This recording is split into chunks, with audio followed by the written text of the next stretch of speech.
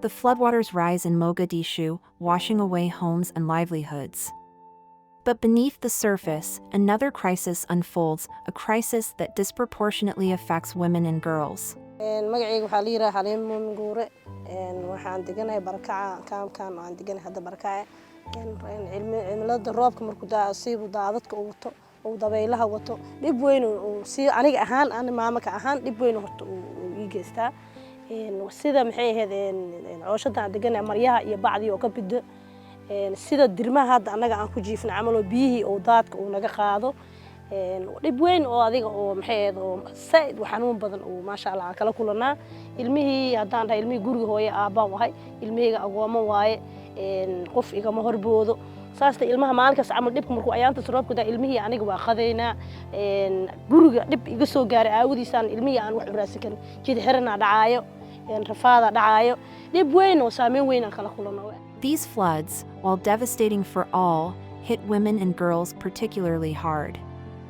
Many are responsible for collecting water for their families, a task made near impossible by contaminated floodwaters and destroyed wells.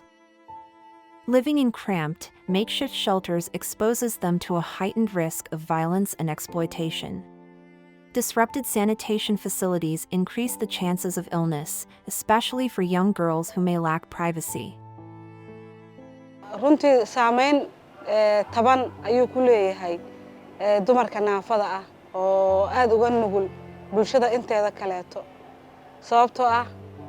inta bulshada ku dhacda ayaga dhibaato kale u sii dheer bulshada waxa ku dhaco kaleeto dhibaatooyin ayaga waxa u sii dheer inay nugul yihiin inay ma taqaana awood u lahayn inay caqabada markaas timaada ay la falgalaan in hadii la cala gurigooda dumo markay guriyihii dumaan oo dhibaato ay dhacdo meel baa la isugu yimaadaa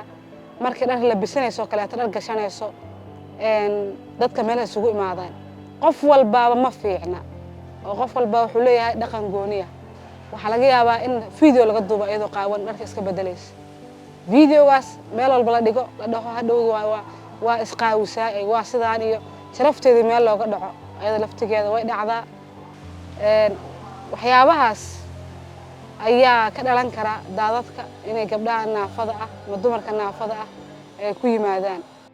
Education, a lifeline for girls, is often the first casualty. Schools become flooded, displacing classes and jeopardizing their futures. IDB waa goobo cidla ah badanaa inta badan xintaab aan lahayn markay goobahaas ay tagaan waxay la kulmayaan hooyada in ay weyso adeegyadii oo markii hore ay heli jireen sida waxbarashadii sida inay heli jireen maxaa dukaamada ay ka ganacsan jireen shaqooyinka ay ka shaqaysan jireen intaas baa hooyadu way weynay haddii ay tagto marka goobahaas waxa ay la kulmi karaan caruurtaas iyo hooyada waxay la kulmi karaan cudurro badan sida in nafaqo darro ilmihii ay ku dhacdo in ilmihii shuban biyood oo ilmihii uu ku dhaco hooyada hadday ur lahayd goob ay ku dhashay inay weyso in OPCH ama health facility meel meeshas aysan ugu diyaarsaneen in adeegii basic needs-ka ahaa ay isla saacadii aysan hore ka helin intaas waxa u dheer hooyada inay raadsato meel ay ilmihii ay raadiso qutulyoonka ama cunadii inay iska aado meel dhar lagu dhaqo ama meel xamaali oo dambiil inay qaadato ay dad suuqyada inay tagtay alaab ay u qaado. These are just some of the ways flooding deepens the existing vulnerabilities faced by women and girls in Mogadishu. Their voices, unheard in the chaos, plead for support, for clean water, for safe spaces, for the chance to rebuild their lives and continue their education. In the midst of this crisis, we must not forget them.